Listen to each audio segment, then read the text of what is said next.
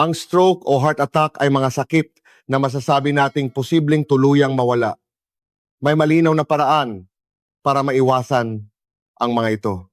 Hindi ba't ang pinakamainam na paraan para sa kalusugan ninyo ay ang tiyaking hindi kayo magkakaroon ng stroke sa buong buhay ninyo kahit pa sabihing magugutom ang mga neurologist dahil dito. Ang tip na ito ay musika. Magandang araw sa inyong lahat mga subscribers ng Siglang Ginto. Ako po si Dr. Andres Tan, isang neurologist at may akda ng aklat na Bago Tumigil ang Utak. Mas delikado po ang hemorrhagic stroke o pagdurugo sa utak. Ang mortality rate ng ischemic stroke ay nasa 5% lamang. Ngunit sa hemorrhagic stroke ito ay umaabot sa 40%. Ang mga mahahalagang organ sa ating katawan ay karaniwang may mataas na internal pressure. Lalo na ang mga kalamnan na halos kasing digas ng bato ay may napakataas na pressure na nagbibigay suporta sa mga ugat para hindi ito pumutok. Ngunit ang utak ay parang tubig lang. Ang bigat nito ay halos katulad ng sa tubig kaya mas malakas ang puwersa sa pader ng mga ugat. Kapag may sitwasyon na posibleng pumutok ito, pumuputok talaga ito at tuloy-tuloy ang pagdurugo hanggang sa magpantay ang pressure ng utak na parang tubig at ng dugo. Kaya kahit maliit na ugat lang ang pumutok, nagiging malaking pamumuo ng dugo, hematoma ito. Isa pa, ang mga brain cell ang pinakamahinang selula sa ating katawan. Kapag may sumalakay sila, ang unang-unang namamatay. Para protektahan ang mga brain cell ang katawan natin, ay dumaan sa matinding ebolusyon. Mayroon tayong makapal na bungo, 3 suso ng lamad meninges na bumabalot sa utak at mayroon pang cerebrospinal fluid kung saan lumulutang-lutang ang utak para magkaroon ng buoyancy. Ginagawa ng katawan ang lahat para maprotektahan ang utak. Pero sa kabila nito, kapag nagkaroon ng pagdurugo, ang dahilan kung bakit masakit kapag nasusugatan tayo ay dahil itinuturing ng tissue na banyaga ang dugo na lumabas sa ugat. Ang dugo ay dapat nasa loob lang ng mga blood vessel. Sa loob ng ugat, ang red blood cells ay dapat magbigay ng oxygen nang hindi lumalabas. At ang plasma naman ay dapat magpalitan ng sustansya at kumuha ng dumi. Tanging kapag may problema lang, lumalabas ang white blood cells para magsimula ng pamamaga o inflammation.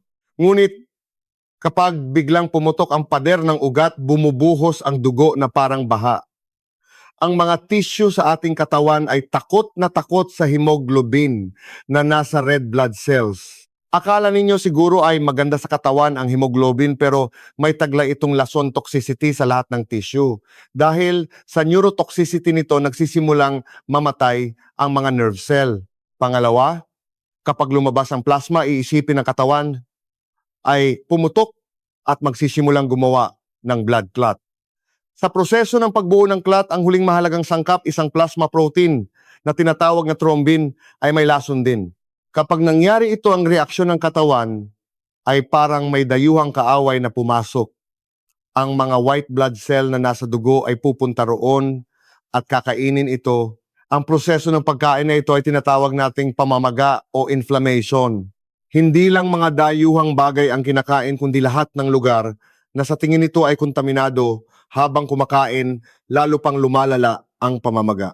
Halimbawa kapag nadapa tayo at nagasgasan ang tuhod, kung hindi ito malilinis ng maayos noong bata pa tayo nagkakaroon ng nana, di ba? Ang nana na iyon ay hindi dumi. Iyon ang mga bangkay ng white blood cells na lumabas sa ugat para labanan ng bakterya. Sarili nating sangkap sa katawan. Ang nana mismo ay kailangan tanggalin dahil nagdudulot din ito ng pamamaga. Ang prosesong ito ay nangyayari sa hemorrhagic stroke. Itinuturing na dayuhang bagay ang dugo at sa proseso ng walang habas sa pagkain sa dugo, nasisira ang mga brain cell.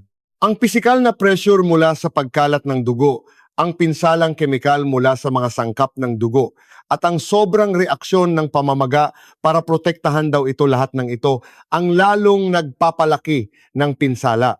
Marahil hindi ninyo pa ito narinig, pero ang dahilan kung bakit kailangang operahan agad ang acute appendicitis sa pamamagitan ng open surgery o laparoscopy ay dahil kapag pumutok ito, maaaring makontamina ang tiyan at ikamatay.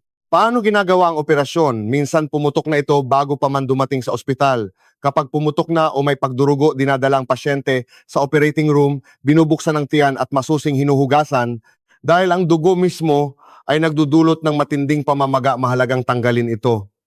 Pagkatapos mabilis na tinatahi ang pumutok na bahagi at kung kulang ang dugo, sinasalinan. Ito ay mga napaka-pisikal na proseso, pumutok kaya tinahi, hinugasan at pinunuan. Pero sa utak, hindi iyan magawa. Hindi ito magawa sa utak dahil hindi naman nagkakaroon ng anemia dahil sa pagdurugo kaya hindi kailangang punuan, ngunit hindi ito mahugasan. Sa sandaling subukan mong hugasan, masisira ang buong utak. Dahil ang bigat ng utak ay halos kapareho ng tubig, sa sandaling buksan mo ang bungo at subukang punasan ang dugo, mamamatay ang buong utak. Ito ay isang bagay na hindi dapat subukan. Kaya sa totoo lang, pagkatapos makontamina ng dugo ang utak, ang tanging paraan ay hintayin gumaling ito sa pamamagitan ng sarili nitong paglilinis o gumamit ng napakalakas na anti-inflammatory drugs. Kaya ang isang napakahalagang problema sa hemorrhagic stroke ay ang mga pamamaraan na lohikal at direktang magagawa sana natin ay hindi pwedeng gawin sa utak. Ang lugar na iyon ay madalas na tuluyang nasisira at nagkakaroon ng butas na parang isang trauma, kaya naman ang hemorrhagic stroke ay isang mas malubhang sakit. Lahat ng kaso ng pagdurugo sa utak ay nakakalungkot.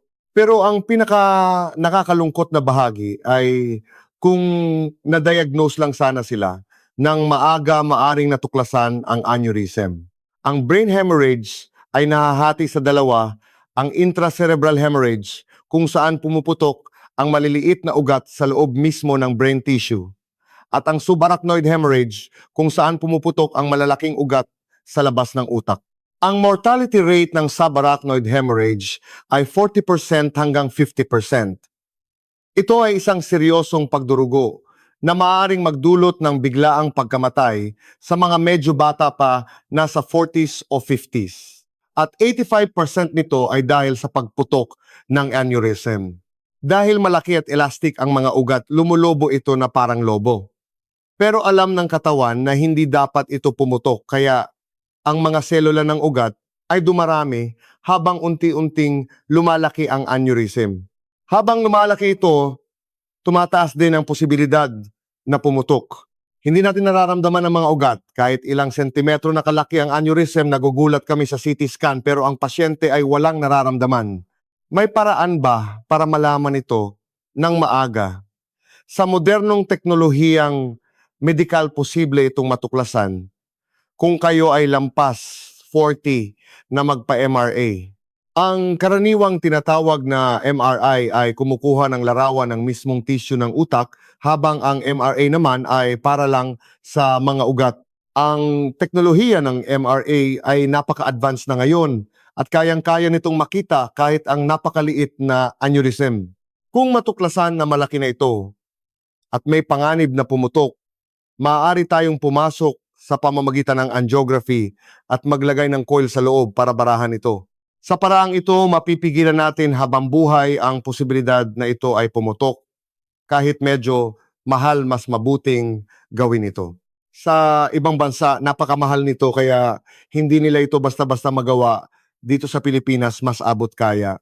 Ang tip ko po ay ito karaniwan kapag pumupunta kayo sa mga malalaking university hospital, iniisip ninyo na doon ang pinakamagandang serbisyo kaya nagbabayad kayo ng malaki.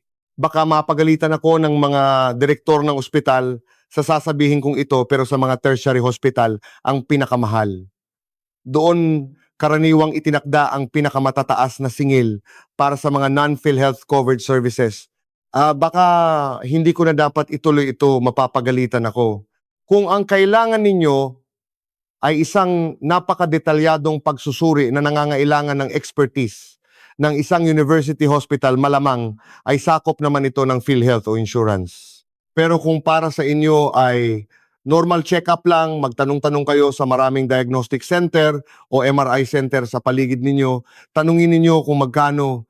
At isa pang itanong ninyo, baka alam ninyo ang salitang ito. Ilang Tesla po ang MRI machine ninyo? Ang 3 Tesla ay isang high magnetic field machine kaya napakalinaw ng resolution. Iyon ang pinakamataas na antas ng MRI. Kung makakahanap kayo ng murang 3 Tesla MRI, doon na kayo pumunta agad. Ang 1.5 Tesla ay isa ring napakagandang MRI. May ilan kasing gumagamit ng mga luma at mas mababang kalidad na equipment. Kaya kung makakahanap kayo ng 5 Tesla o mas mataas na MRI sa murang halaga at kung kayo ay 40 anyos na o higit pa, sulit na magpaskan kahit isang beses. May malinaw na paraan para maiwasan ito. Ang pagtiyak na hindi kayo magkakaroon ng stroke habang buhay kahit pa sabing magugutom ang mga neurologist dahil dito ay ang pinakamainam na paraan para sa kalusugan ninyo. Kung kayo ay 50 anyos na o higit pa, kailangan ninyong malaman kung saang yugto na kayo. May risk factors lang ba kayo at wala pang atherosclerosis? O mayroon na kayong atherosclerosis? Kung may atherosclerosis na dapat ninyong isipin na nasa pre-stroke stage na kayo, mula diyan, kailangan ninyong maging seryoso sa malusog na pamumuhay. Para ipaliwanag kung bakit ito nangyayari, ipapaliwanag ko ng simple, may malusog na ugat, pero may mga sitwasyon na maaaring magasgasan ang pader nito. Ang pisikal na pinsala ay maaaring idulot ng high blood pressure. Kapag mataas ang presyon, maaaring magkaroon ng siwang sa pader ng ugat.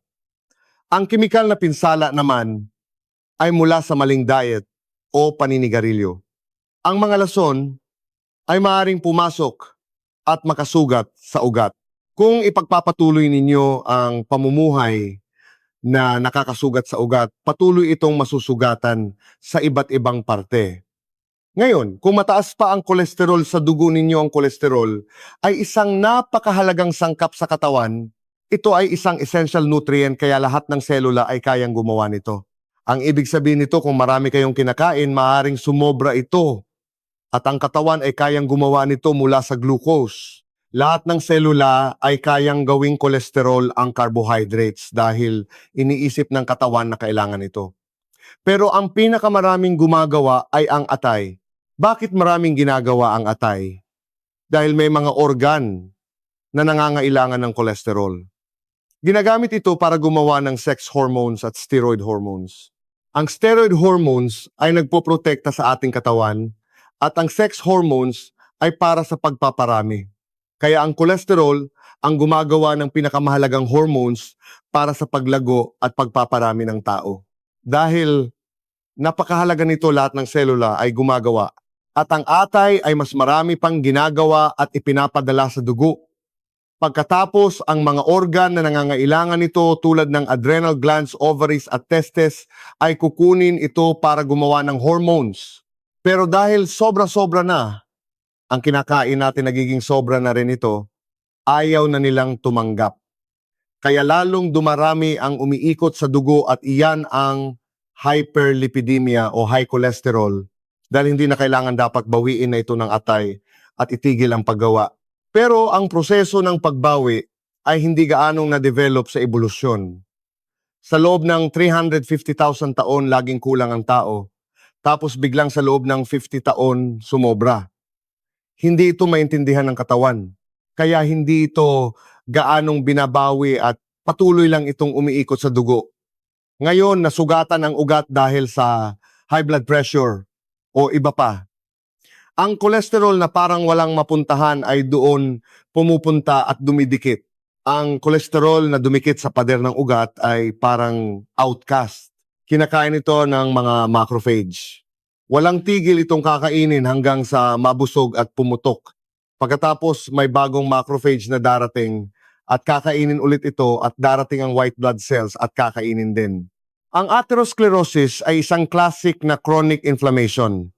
Ang prosesong ito ay tumatagal ng ilang taon. Isang bukol ng kolesterol ang nabubuo sa pader ng ugat parang cancer. At unti-unti itong lumalaki. Ito ang atherosclerosis. Ang paglala nito ay maaring mangyari sa loob ng 2 at 3 taon para sa mga malalang kaso. Pero karaniwan ay 5 hanggang 10 taon itong dahan-dahang lumalaki. Hindi mo ito mararamdaman. Kahit na bumara na ito sa ugat, wala pa ring problema. Pero dahil may lamang kolesterol, malambot ito. At dahil sa blood pressure, minsan ay pumuputok ito sa loob. Kapag pumutok ang maruming bukol ng kolesterol, ay aagos sa loob ng ugat. Makikita ito ng mga platelet at aakalain nilang may pagdurugo kaya magsisimula silang gumawa ng blood clot.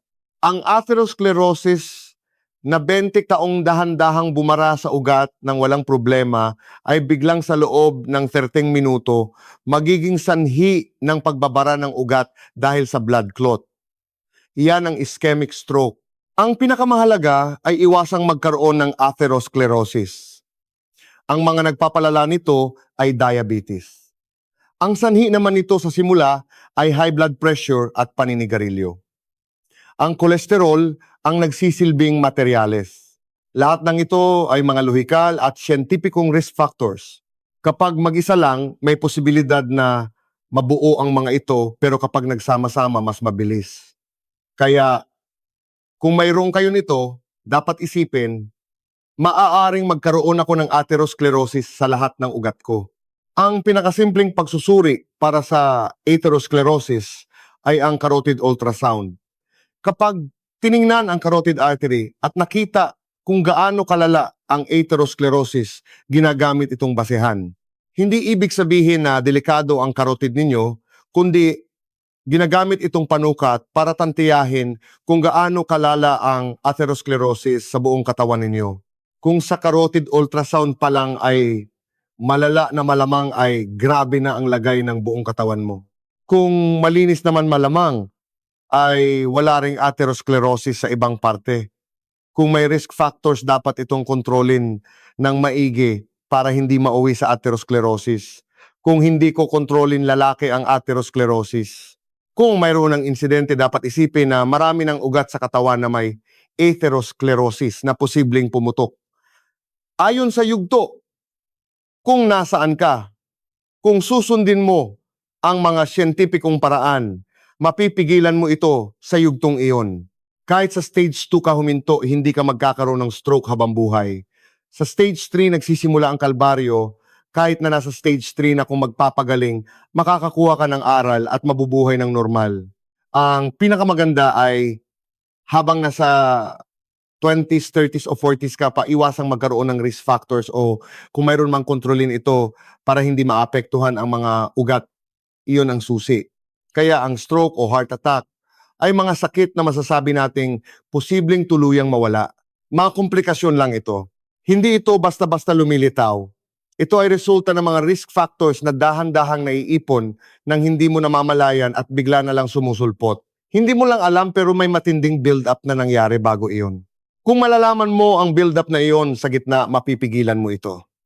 Kahit na nasa huling yugto na may paraan pa rin para huminto ito doon. Mamuhay ng malusog. Ang isang salitang iyan ay sumasaklaw sa lahat ng alam ninyo. Kumain ng tama. Hindi ibig sabihin ay kumain ng marami, kundi kumain ng sari-sari. Panatilihin ang tamang timbang. Huwag tumaba, huwag ding pumayat. Maging aktibo, mag-ehersisyo ng at least 1 oras na aerobic exercise. Hindi anaerobic. Hindi rin matinding ehersisyo. Kung pagod, hati-hatiin. Ipasuri ang cholesterol at blood sugar minsan sa 1 taon. Kung mayroon ka nito, ipasuri tuwing 3-6 na buwan para masigurong normal ang level. Kung naninigarilyo, itigil na, bawasan ang pag-inom ng alak. Matulog ng maayos. Ang blood pressure, bumili ka ng sarili mong aparato na parang laruan at i-monitor mo habang buhay. Ganyan lang kasimple. Ang mga sakit sa ugat na ito ay hindi pinoproblema ng sangkatauhan sa loob ng 350,000 taon. Dahil ang average life expectancy ay 40,050 lang, ang mga sakit na ito ay lumalabas pagkatapos noon. Kaya kahit paano ka mamuhay, hindi ka magkakaroon nito. Ngayong ang average life expectancy ay lampas 80 na, kung mabubuhay tayo ng ganito, aabot tayo sa edad na hindi na malusog ang mga ugat. Kaya kung gusto ninyong pahabain ang malusog na estado ng inyong mga ugat, dapat ninyong paghandaan ito habang bata pa. At ang mga paraan na iyon ay hindi nalalayo sa mga alam na ninyo. Sa totoo lang, ang ibig sabihin ng warning sign o paunang sintomas ay nagbara ang ugat pero napakaswerte mong kumalas ulit ito. Ang panganib ng warning sign ay maaaring magkaroon ng stroke kaagad pagkatapos nito. Pero ang problema kahit sa mga doktor ay mahirap itong matukoy kaya maraming maling impormasyon sa mga palabas sa TV o YouTube clips. Ang isang halimbawa ng maling impormasyon, ang insidente ng stroke sa ating bansa ay nasa 110,000 kaso bawat taon at unti-unti itong tumataas. Ang mortality rate ay halos 20% at ang disability rate ay 30,000, 40% na nagpapakitang ito ay isang nakakatakot na sakit. Ang salitang stroke mismo ay nangangahulugang biglaang tama sa utak. Ito ay tumutukoy sa mga sakit na hindi dahil sa trauma. Ang tanging dahilan para biglang magkaproblema ang utak ng kusa ay problema sa ugat. Ang pagbabara ng ugat na nagdudulot ng pagkamatay ng tissue ay tinatawag na ischemic stroke at ang pagputok naman ay hemorrhagic stroke. Sa aking karanasan, ang pinakanakakalungkot ay kapag may maagang lunas o tamang paggamot, maraming pasyente ang maaaring makabawi mula sa kanilang kapansanan. Ang panganib ng warning sign ay maaaring magkaroon ng stroke kaagad pagkatapos nito. Pero may mga pasyenteng nakaranas ng warning sign pero binaliwala ito o inisip na wala lang at natulog. Paggising nila, kalahati na ng katawan nila ay paralisado. Mayroon akong kakilala na ganyan. Kung hindi lang sana siya natulog at nagpunta sa ospital para sa agarang lunas, maaaring naibalik namin ng buo ang kanyang kondisyon. Pero dahil permanente na ang kapansanan, nahirapan siya ng 1,002 taon. Ang eksaktong kahulugan ng golden hour ay mayroong isang mahalagang lunas. Kahit na may stroke ka na at may neurological damage, meron kaming isang mahalagang lunas na maaring magpabalik sa iyo sa normal. Ito ang oras kung kailan epektibo ang lunas na iyon. Para sa thrombolysis, kung saan nagbibigay kami ng gamot sa ugat para tunawin ang clot, ito ay 4.5 oras. Para sa paraan kung saan direktang pumapasok sa utak para tanggalin ang clot, dapat itong gawin sa loob ng 6 na oras. Ibig sabihin ba nito ay hindi na maaaring gawin ang procedure pagkatapos ng oras na iyon? Hindi po. Ang procedure ay pareho lang. Kaya naming tanggalin ang clot. Ang problema ay namamatay na ang mga brain cell. Ang lahat ng selula sa ating katawan kapag malubhang nasira ay nagiging peklat at hindi na bumabalik. Pero kung bahagya lang ang pinsala tulad ng sa tiyan, balat o atay, halos perpekto ang paggaling. Lalo na ang atay bumabalik sa dati. Pero sa utak halos wala. Mayroon pero napakaliit at para sa usapang akademiko lang. Huwag kayong umasa sa regenerative capacity ng utak.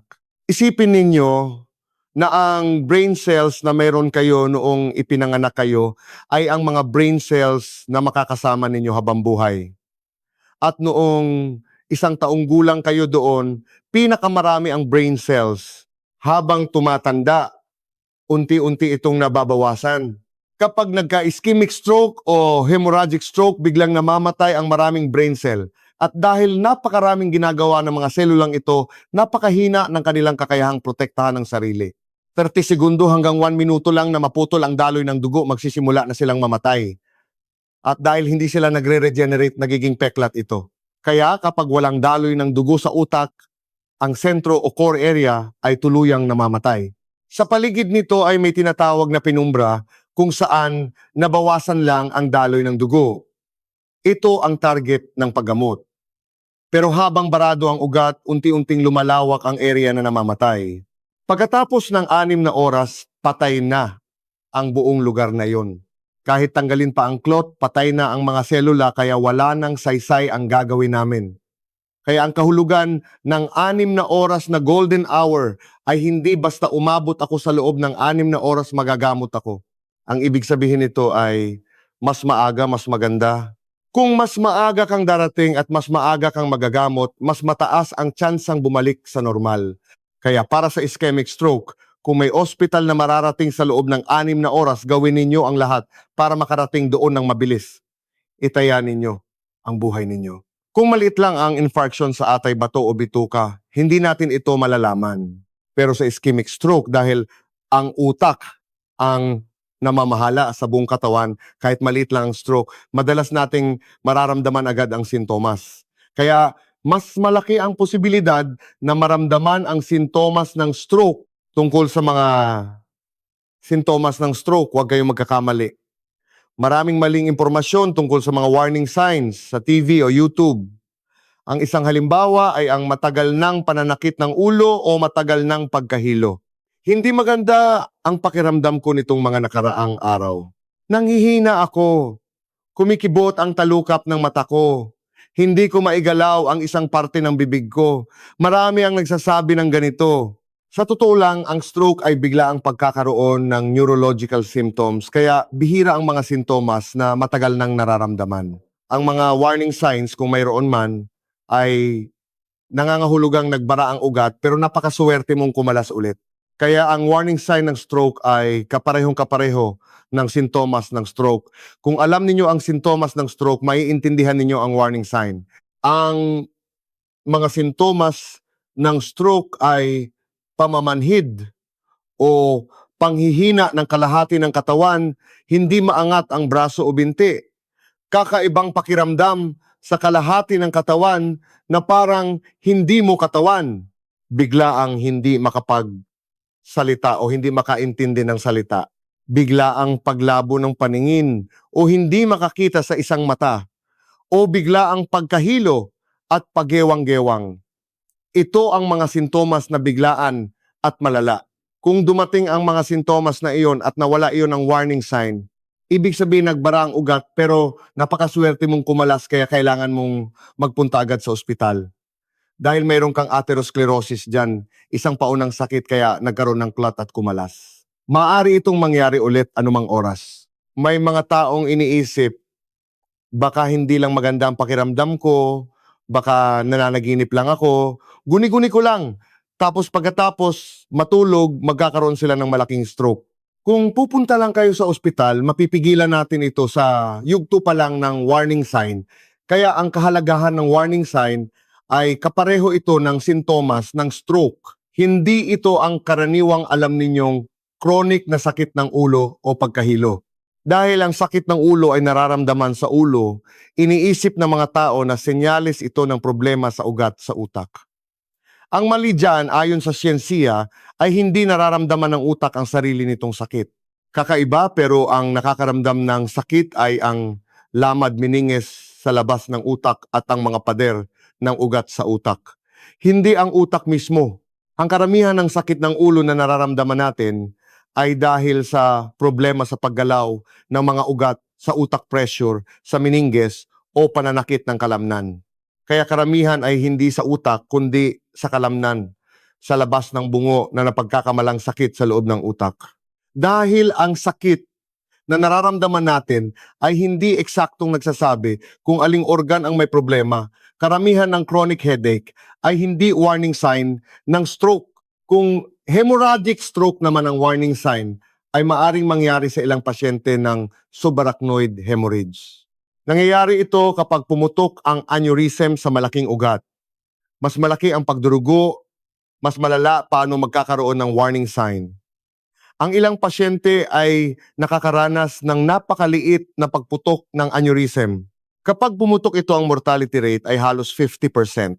Pero ang mga nakaligtas ay nagsasabing naramdaman nila ang pinakamatinding sakit ng ulo sa buong buhay nila na parang pinukpok ng palakol ang ulo nila. Dahil sa tindi nito, marami ang nawawalan ng malay at marami ang patay na pagdating sa ospital. Ito ang isa sa pinakamatindi at pinakamalubhang biglaang sakit. Kung naramdaman mo ang biglaang matinding sakit ng ulo at nawala dapat isipin na posibleng may bahagyang pagputok ng aneurysm. Pero ang problema, kahit sa mga doktor ay mahirap itong hatulan kaya bihira o mahirap i-diagnose ang sakit ng ulo bilang warning sign.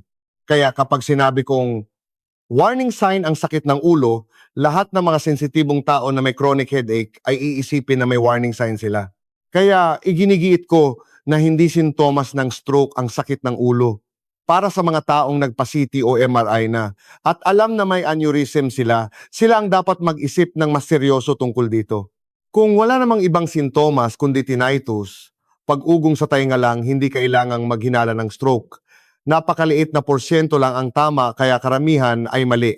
Ang pag-ugong sa tainga o tinnitus sa medikal na termino ay karaniwang dahil sa presbycusis o paghina ng pandinig dahil sa edad. Pagsapit ng 40, nagsisimulang humina ang pandinig natin sa matataas na tono dahil hindi na magawa ng maayos ng mga auditory cell ang kanilang trabaho. Nagiging hyperactive sila at nagsisikap na makarinig na nagdudulot ng tinnitus. Ito ay senyales na tumatanda na ang auditory cells mo. Maaari kang makarinig ng dugdog o PEE na tunog. Dahil hindi mo ito naririnig, dati iisipin mong problema ito sa utak. Pero karamihan ng kaso ay warning sign lang ng paghina ng pandinig dahil sa edad. Kaya kung wala namang ibang sintomas, hindi kailangang maghinala ng stroke. Kung biglang nahilo ang pasyente at hindi makarinig o biglang may kakaibang tinnitus sa ilang kaso, ay sintomas ito ng stroke. Kung masyado nating bibigyang diin ang warning signs, lahat ng tao ay matatakot at baka mapagkamalan pa ang pansamantalang neurological issue dahil sa pagod bilang sintomas ng stroke. Kaya ang mas mahalagang tanong ay, sino ang dapat matakot sa warning signs? Isang malusog na tao na nasa stage 0, walang risk factors, ay napakaliit ng tsansang magka-stroke. Bago mag-30, halos imposible. Pero pagkatapos ng 30, lalo na pagkatapos ng 40, kung may risk factors ka, may high blood pressure, diabetes o high cholesterol, o kung malakas kang uminom at manigarilyo at bigla kang nakaranas ng ganong sintomas, dapat mong isipin agad ang stroke at pumunta sa emergency room. Ang stroke ay hindi sakit na dinadala sa outpatient clinic. Kapag may mga pasyenteng pumupunta sa klinik ko dahil nag-aalala sa stroke, sinasabi ko agad na hindi na ito ang yugto para gamutin. Ang panahon para gamutin ang stroke ay sa araw mismo na nangyari ito. Ang kalalabasan para sa pasyente ay madalas na nadedetermina sa araw na iyon. Dahil ang golden hour ay nasa loob ng 6 na oras. Kung sigurado kang paralisado ka, hindi ito ang oras para mamili ng ospital. Kailangan mong pumunta agad sa emergency room ng ospital na may kakayahang magbigay ng emergency treatment, ischemic man o hemorrhagic, kung ikaw mismo ang pasyente mahirap kumilos. Pero kung saksi ka o tagapag-alaga at biglang hindi na sumasagot ang magulang mo at nakita mong hirap igalaw ang isang parte ng katawan o hindi na makausap o nakahiga at parang tulala, dapat maghinala ka na ng stroke dahil biglaan itong nangyari. Sa ganong sitwasyon, ang karaniwang ginagawa ay biglang kukuha ng karayom at tutusukin ang daliri o maghahanap ng herbal na gamot at ipapainom o hihilutin ng husto ang braso at binti. Itong tatlong bagay na ito ay walang naitutulong. Sa halip maaari pang makasama, sa kasalukuyang sitwasyon ng pasyente, ang patay ay ang brain cells, hindi ang braso at binti. At dahil namatay ang brain cells, maaaring magkaroon ng hirap sa pagsasalita o paglunok. Kaya ang laway ay maaaring mapunta sa baga. Ang pagpapainom ng kahit ano sa pasyente ay maaaring maging sanhi ng pagpasok nito sa baga sa halip na sa tiyan na magdudulot ng aspiration pneumonia. Ang pagtusok sa daliri ay walang silbi dahil ang utak ang sira, hindi ang kamay at paa. Maaari lang itong magdulot ng impeksyon. Ang paghilot sa braso at binti ay ganoon din. Ang dugo sa utak ang hindi dumadaloy hindi sa braso at binti. Ang mga gawaing ito ay walang siyentipikong basehan at walang naitutulong. Kung gusto ninyo talagang may gawin, una, tumawag agad sa 911. Sa Metro Manila, ang average na oras ng pagdating ng ambulansya ay nasa 5.4 minuto. Minsan, dahil sa sobrang pag-aalala, ang anak mismo ang magmamaneho para dalhin ang magulang sa ospital. Lahat ng ito ay nakakasagaba lang. Ang pagtawag sa 911 ang unang dapat gawin. Pangalawa, kung mukhang masusuka ang pasyente, itagilid lang ng bahagya ang ulo at maghintay. Maliban diyan, wag na kayong gumawa ng kahit ano. Ang mga paramedics ay alam na ang dapat gawin. Ngunit dahil sa kahalagahan ng CPR, dapat tandaan na ang CPR ay para sa mga sitwasyon kung saan ang pasyente ay biglang napahawak sa dibdib at bumagsak o nawalan ng malay. Kakaiba, pero kapag puso ang problema, nawawalan ng malay. Kapag utak ang problema, karamihan ay gising. Kapag tumigil ang puso, biglang walang daloy ng dugo sa utak, kaya nawawalan ng malay ang pasyente. Kaya kung ang isang taong maayos ay biglang nawalan ng malay, anuman ang paghinga niya, kailangan ng CPR. Yun ang una. Kung ang pasyente ay gising pero may kakaiba, dapat maghinala ng stroke. Sa kasong iyon, mas mahalaga ang pagtawag sa 911 kaysa CPR. Ang mga panuntunan sa CPR ay nagbago na. Dati chest compressions tapos breathing. Ngayon ang sinasabi ay wag nang intindihin ang paghinga, basta mabilis na mag-compress isang beses bawat segundo. Dahil nakita sa resulta na hindi gaanong nakakatulong ang pagbibigay ng hininga at mas epektibo ang chest compressions. Ngunit kung kanino dapat gawin ang CPR at kanino hindi, ito ay medyo komplikado sa medikal na aspeto. Pero para sa pangkalahatang publiko, mas mabuting gawin ito dahil mas marami ang kaso na hindi nagawa ang CPR kahit kailangan kaysa nagawa ito ng hindi kailangan. At kahit magkamali, hindi namin sinasabing mali iyon. At ayon sa statistics, kahit sa mga maling kaso, bihira ang masamang nangyayari. Kaya kung sa tingin ninyo ay kailangan ng CPR gawin ninyo, kailan iyon? Kapag biglang bumagsak ang tao at walang malay o kung nagko-convulse na parang may seizure. Kung ang pasyente ay nakakapagsalita pa at naigagalaw ang kabilang bahagi ng katawan na posibleng stroke, hindi na kailangan. Pero ang CPR ay isang life-saving act. Kaya kung may bigla ang nagkaproblema sa paligid, inirekomenda naming mga doktor na gawin ito bago magkaroon ng stroke. Maraming pagdadaanan. Hindi ito isang sakit na bigla na lang sumusulpot sa isang malusog na tao. Sa aklat na isinulat ko, ipinaliwanag ko na mahahati natin sa mga yugto ang sakit sa ugat sa utak. Ang malusog na tao ay stage 0. Ang may risk factors ay stage 1. Ang may atherosclerosis ay stage 2. At ang nagka-heart disease o stroke na ay stage 3. Ang ibig sabihin ng dumaan sa stage 0, 1, 2 at 3 bago magka-stroke ay kahit hindi mo alam, sa loob ng 5 hanggang 20 taon ay pinagsikapan mong magkaroon nito. Ang patuloy na pagsisikap na yon kung sa baril ay parang pagkakarga ng bala. Ang pagkarga ng bala sa siyentipikong paraan ay ang pagkakaroon ng atherosclerosis sa ugat. Ang atherosclerosis ay hindi basta-basta dumarating sa malusog na ugat. Ito ay parang peklat na nabubuo kapag hindi mo talaga inalagaan ang high blood pressure, diabetes, high cholesterol, pag-inom at paninigarilyo. Kapag nagbago na ang pader ng ugat, doon mo masasabing nakakarga na ang bala para sa stroke. Ngayon, kailangan mo pang kalabitin ang gatilyo para pumutok. Kung hindi mo kakalabitin, hindi puputok. Tama. Kahit may atherosclerosis ka, maaring hanggang doon na lang habang buhay. Ang pagkalabit ng gatilyo ay kapag ang atherosclerosis ay biglang pumutok sa loob ng ugat o magkaroon ng clot. Ang sitwasyong ito ay maaring mangyari nang walang babala, pero madalas ay ikaw mismo ang gumagawa ng dahilan. Halimbawa, mayroon ka ng malalang atherosclerosis, tapos nitong mga nakaraan ay sobrang pagod ka, kulang sa tulog, sobrang trabaho, o biglang nag-ehersisyo ng matindi, o kaya ay namatayan ka ng magulang at sobrang lungkot at stress mo sa loob ng 1 o 2 buwan. Sa mga ganong pagkakataon doon, maaaring pumutok ang atherosclerosis o magkaroon ng clot. Iyan ang pagkalabit ng gatilyo. Dahil maraming maaaring mangyari sa buhay, hindi ko masasabing huwag kalabitin ang gatilyo. Ang pinakamahalaga ay alamin mo kung nakakarga na ba ang bala mo. Alamin mo kung mayroon kang risk factors o kung dahil sa kapabayaan ay nakakarga na ito. Iyan ang mahalagang malaman. May mga taong nagkakamali na ang tunay na blood pressure ay kapag ang doktor ang kumuha gamit ang mercury sphygmomanometer. Sa sandaling isipin mong kinukuhanan ka ng presyon ng doktor, tataas ang presyon mo ng 10 hanggang 20. Ang high blood pressure ay hindi sa ospital dinodiagnose, kundi sa bahay gamit ang arm cuff blood pressure monitor. Hindi ito kinukuha kapag masakit ang ulo. Sa halip, hindi ito dapat kunin sa mga oras na iyon. Ang pagkuha ng blood pressure ay mahirap kahit para sa mga doktor. Kung isang masamang doktor ay gustong magreseta ng gamot sa high blood, madali niyang magagawang high blood ang pasyente.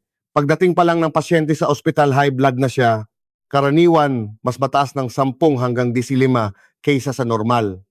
Kaya para sa mga doktor, dapat itong isaalang-alang lang. Hindi iyon ang tunay na presyon ng pasyente. Ang pinakatumpak na sukat ay ang 24-hour blood pressure monitoring. Isinusuot ito at automatikong kinukuha ang presyon sa buong araw. Pero dahil hindi ito magagawa ng lahat ang pinakamainam, ay kunin ito sa bahay. Ang presyon ng dugo kung i-convert sa tubig ay halos 10 metro. Kung gagawa tayo ng BP monitor na gawa sa tubig, kailangan ay 10 metro ang taas. Hindi kaya. Kaya naghanap ng likidong mabigat para maipakita ang presyon ng maayos at iyon ay mercury. Kaya ang unit ay millimeters of mercury, mmHg. Pero dahil dito may mga taong akala ay kailangan doktor ang kumuha gamit ang mercury sphygmomanometer. Sa sandaling kinukuhanan ka ng doktor, tataas ang presyon mo ng 10,020. At hindi rin ito ganap na tumpak. Mas tumpak pa o halos kapareho na ng mga electronic blood pressure monitor. Kaya wag na kayong maghanap ng mercury BP monitor. Ang high blood pressure ay hindi sa ospital dino-diagnose, kundi sa sarili at ang arm cuff BP monitor ang pinakatumpak. Sa bahay kailan ito kukunin, nagbabago ang presyon sa buong araw. Mas mataas sa umaga. Pagkatapos mag-activity sa hapon, bumababa ito. Kaya kung sa hapon lang kukunin, baka hindi mo malaman na high blood ka. Kaya mas maganda sa umaga. Pero kung kukunin mo habang abala, baka mapagkamalan mong high blood ang presyon na tumaas dahil sa activity. Dapat kunin ito sa umaga pagkatapos ng 10 minutong pagpapahinga. Ang basehan ng high blood ay ang resting blood pressure. Kapag walang sakit, walang discomfort at hindi pagod. Kung ang presyon ay lampas 140,090, yon ang high blood. Hindi ito kinukuha kapag masakit ang ulo. Kung walang sintomas, umupo ng 10 minuto, kunin ang BP monitor, pindutin ang button at manahimik. Pagkatapos, burahin mo yon. Pindutin ulit. Ang pangalawang kuha, ang ituring mong blood pressure mo. Kung gagawin mo ito araw-araw, parang laruan lang. Mas malalaman mo ang tunay mong presyon. Gamitin ang arm cuff BP monitor. Hindi kailangan ng mahal. Sa halagang nasa ilang libong piso lang, ay marami ng certified na BP monitor. Huwag bumili ng masyadong mahal. Bumili ng abot kaya online at i-diagnose ang sarili sa bahay. Mahirap sabihing masamang diet dahil kung sasabihin sa mga tao na habang buhay silang kumain ng Mediterranean diet o pinaka-plain na pagkain Pilipino, sino ang susunod? Paminsan-minsan, kailangan din kumain ng lechon o uminom ng alak. Di ba? Ang mahalaga ay ang kamalayan sa malusog na pagkain. Ano ang dapat kainin at hindi maraming YouTube clips at libro ang nagsasabing walang kinalaman ang maalat na pagkain sa high blood. Pero mayroon. Ang pagkain ng maalat ay nagpapataas ng presyon, pero hindi nila alam kung bakit. Ang simpleng paliwanag dati ay ang sodium sa asin ay humihila ng tubig kaya dumadami ang volume ng dugo at tumataas ang presyon. Pero hindi ito siyentipiko dahil kahit kumain ka ng maalat ang katawan ay nagbabalanse at inilalabas ang sobrang asin. Ang level ng sodium sa dugo ay nananatiling pareho. Sa mga normal na tao, ang pagtaas ng presyon ay hindi dahil sa pagdami ng dugo, kundi dahil sa pag-activate ng sympathetic nervous system. Ito ang fight or flight response. Kapag kumakain ka ng maalat, maanghang o anumang stimulating na pagkain, iniisip ng katawan, lalaban ba tayo? Kaya na-activate ang sympathetic nervous system at bahagyang tumataas ang presyon. Kung palagi itong ginagawa, nagiging functional hypertension ito. Kung mataba ka at palaging kumakain ng maalat, magiging sanhi ito ng pagbabago sa ugat at mauuwi sa tunay na high blood. Kaya ang pagkain ng maalat, kung minsan lang ay walang problema. Pero kung palagian, magdudulot ito ng high blood. Hindi lang maalat, kundi matamis, maanghang at mainit na pagkain din. Pero mas malala ang obesity. Kung iisipin mo, tataas talaga ang presyon. Kung pareho ang laki ng puso pero tumaba ka, mas maraming tissue ang kailangang suplayan ng dugo. Kaya kailangang mas mabilis tumibok ang puso at mas mataas ang presyon para maikot ang dugo. Kapag tumataba, tumataas ang blood pressure at heart rate. Ang mga taong matataba ay madalas pinagpapawisan kahit malamig dahil mataas ang kanilang metabolismo. Ito ay kumakain sa buhay ng puso. Sinasabing may limitasyon kung ilang beses lang titibok ang puso natin sa buong buhay. Ang maling diet na nagdudulot ng obesity, high cholesterol at metabolic syndrome ay nagpapabilis ng atherosclerosis. Kung mataba ka, ang pinakamabilis na paraan para makontrol ang presyon ay ang magpapayat. Sa mga wala pang 50, sinasabi naming kapag nagpapayat sila, mawawala ang high blood at diabetes nila. Para sa mga pasyenteng may stroke, na iba na ang usapan. Hindi na sila maaaring isailalim sa extreme diet.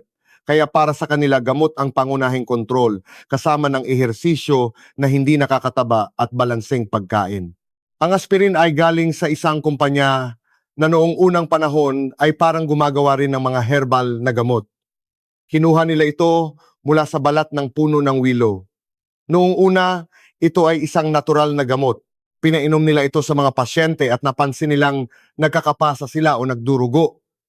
Napag-aralan nila at nalamang pinipigilan nito ang pagbuo ng blood clot. Kaya napag-alamang nakakatulong ito sa pag-iwas sa stroke at heart attack. Nalaman din sa huli na pinapahina nito ang function ng mga platelet. Ang aspirin ay isang antiplatelet agent, hindi isang clot buster.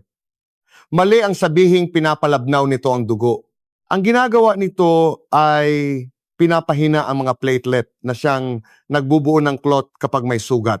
Ngunit sa stroke at heart attack, nagkakaroon ng clot kahit walang sugat. Kapag pumutok ang atherosclerosis sa loob, aakalain ng mga platelet na may sugat at gagawa sila ng clot hanggang sa bumara ang ugat. Kaya sa mga taong may atherosclerosis, kapag uminom sila ng aspirin, hihina ang kakayahan ng platelet na gumawa ng clot. Kaya sino ang dapat uminom nito? Ang mga taong may tendensiyang magkaroon ng clot kahit walang sugat, pero kahit bahagyang tama lang, o pagkain ng maanghang, maaari tayong magkaroon ng gastritis at pagdurugo sa tiyan. Kung umiinom ka ng aspirin, maaari itong maging malaking pagdurugo. Kaya kung wala kang tendensiyang mag-clot at palagi kang umiinom ng aspirin, maaari kang magkaproblema sa tiyan. Ito ay gamot. Hindi ito dapat inumin basta-basta. Kung kailangan, dapat itong inumin habang buhay. Kung hindi, huwag. Huwag itong ituring na parang vitamins. Kailan ba nag-ehersisyo ang mga lalaki? Pagkatapos ng 40. Noong 20s at 30s, hindi. Nag-aaral, nagtatrabaho, umiinom. Pagkatapos masira ang katawan at kapag may posisyon na sa trabaho, doon sila maghahanap ng hobby at mag-ehersisyo at madalas ay sobra-sobra pa. Ang ehersisyo ay nagdadala ng maraming dugo sa mga kalamnan. Kung may atherosclerosis ka sa utak, malamang ay mayroon din sa puso. Kapag biglang nag-ehersisyo ng matindi, nababawasan ang dugo na papunta sa utak at puso na maaring magdulot ng biglaang heart attack o stroke. Para sa mga pasyenteng may stroke, na ang kailangan ay isang oras na aerobic exercise araw-araw at dapat itong gawin habang buhay. Hindi pwedeng isang linggo lang. Ang kape mahirap pag-aralan sa clinical trial. Ang mga pag-aaral dito ay karaniwang survey lang. Kaya iba-iba ang resulta. Ang caffeine ay isang kemikal na may epekto sa katawan. May mabuti at masamang epekto. Kung dahil sa kape ay hindi ka makatulog o kinakabahan, huwag kang uminom. Isipin mo lang ito ayon sa reaksyon ng katawan mo. Isang tasa ay karaniwang walang problema. Ang high blood diabetes at high cholesterol ay walang sintomas. Kahit 200 na ang presyon mo, hindi mo ito mararamdaman. Pero kapag uminom ka ng gamot, bigla kang mahihilo, mamamaga ang paa mo. Iisipin mo, sinisira ng gamot na ito ang kalusugan ko. Gusto lang kumita ng doktor na ito. Kapag uminom ako ng gamot, habang buhay ko na ba itong iinumin? Mali ang lohika. Ang dahilan kung bakit ka umiinom ng gamot ay dahil may problema. Kung hindi mawawala ang problema, kailangan mong ituloy ang gamot. Ang mga taong nagkakaroon ng high blood sa ganitong paraan ay mataas na ang presyon mula pa nung 20s. Pero nung bata pa, malakas pa ang mga ugat kaya functional hypertension lang iyon. Kung sa yugtong iyon ay magpapapayat sila, maaaring hindi na nila kailanganin ang gamot. Pero kung ipagpapatuloy nila ang unhealthy lifestyle hanggang 40s o 50s, magkakaroon na ng permanenteng pagbabago sa mga ugat. Titigas na ito. Sa puntong iyon, kahit magbago pa sila ng lifestyle, high blood na sila, at kailangan na ng gamot habang buhay. Ganoon din sa diabetes. Kung maagapan, maaring hindi na kailanganin ng gamot. Pero kung lumala na at nasira na ang pancreas, kailangan na ng gamot habang buhay. Kadalasan pumupunta na sa doktor kapag malala na ang sitwasyon. Kaya ang sagot sa tanong ay oo, dahil nasa yugto ka na kailangan mo na itong inumin habang buhay.